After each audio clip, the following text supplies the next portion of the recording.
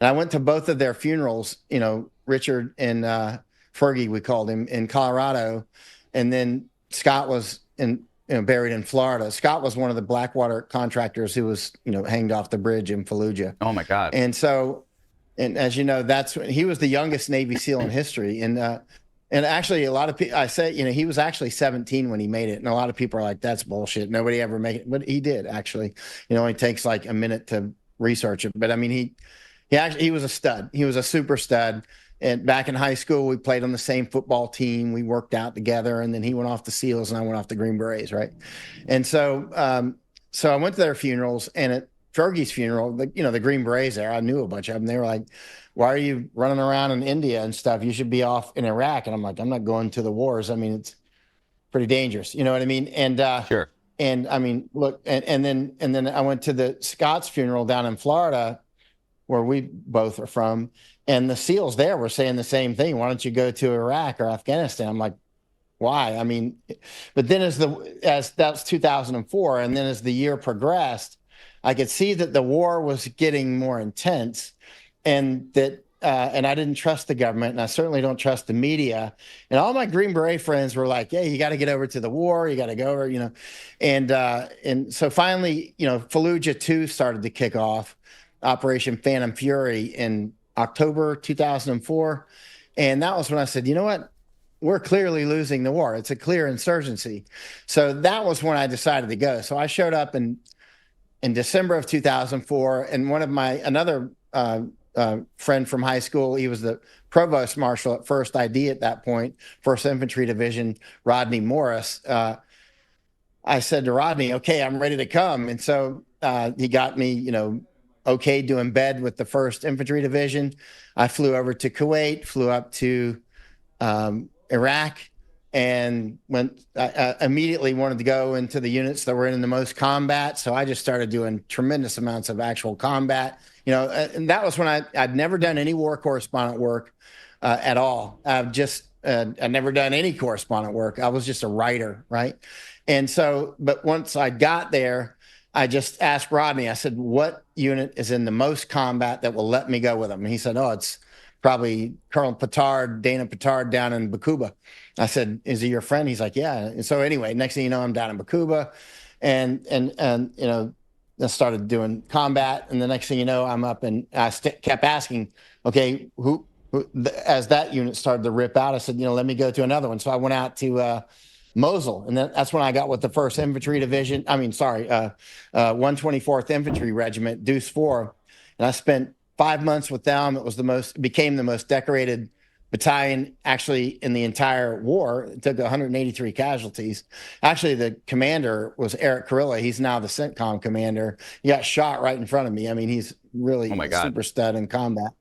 Yeah, he got shot several times right in front of me. And so he continued to fight and that sort of thing, broke his femur in half. He was, on the ground, but he kept fighting, actually. But I mean, now he's the CENTCOM commander. But anyway, so at that point, my first go in Iraq, I spent 8 straight months. And then I went over to Afghanistan, and then I came back to Iraq, and I started going back and forth, Iraq, Afghanistan. And, before you know it, the New York Times, called the Army and did some article about me. And the Army said I had spent more time embedded with combat forces than anybody else in the war. And that's when I was just getting limbered up, right? So by the time the wars were over, I spent 2 years in Iraq, 2 in Afghanistan, and just huge amount of combat. I would just go, who's the next one? What unit? Marines in Anbar. I was out with the British in Basra. I was all over the Iraq war. I was all over the Afghan war. I went to Sangin, the British. I was with the British. They asked me to go out with them in Iraq, which I did quite a lot, more than once. And then once I went over to Afghanistan, there was one district there called Sangin. It was out of about 400 districts in Afghanistan. It was the most dangerous. Journalists didn't want to go out there because it was so dangerous. Everybody's getting smoked out there. And the British asked me if I would go. I was like, send a helicopter. So I went out there and went to Sangin. It was the most dangerous district out of 400, about 400, maybe 396 or something in Afghanistan. And I was and I kept doing it. And so that's what I did. Then I went to the fighting here in Thailand, where I'm at right now. There was actually tremendous fighting right out my window where I'm at right now.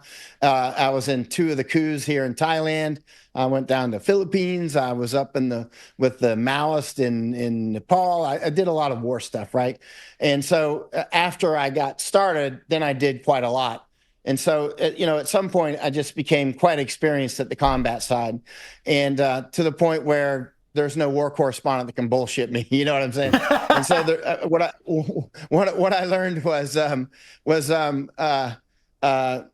are war correspondents, and then there's combat correspondents. There's relatively few war correspondents compared to normal, say, journalists or correspondents. There are relatively very few. But compared to combat correspondents, real combat correspondents who really do a lot of combat, you will be lucky if you ever meet one. If you meet 2 together at the same time, that's going to be like meeting 2 unicorns. There just aren't very many no shit combat correspondents. And I mean, that really do there's a lot of war correspondents, and then you'll see people that go out and they get into a bunch of shootouts and they make a documentary or whatever, or they spend years in wars and whatnot. But they generally go out, they get into some shootouts, they get the audio, they get the video, and that'll be enough of that. I was just like, send me to the combat, sir. Put me in, coach. You know what I mean? And so, I got to the point where, the generals couldn't bullshit me. Nobody could bullshit me about what was going on in the wars. So my predictions on Iraq and Afghanistan were quite accurate and increasingly accurate as time went on, because I was out where the iron crosses grow, let's say. And likewise here in Thailand and the 2 coups I was in, or Hong Kong when they kicked me out.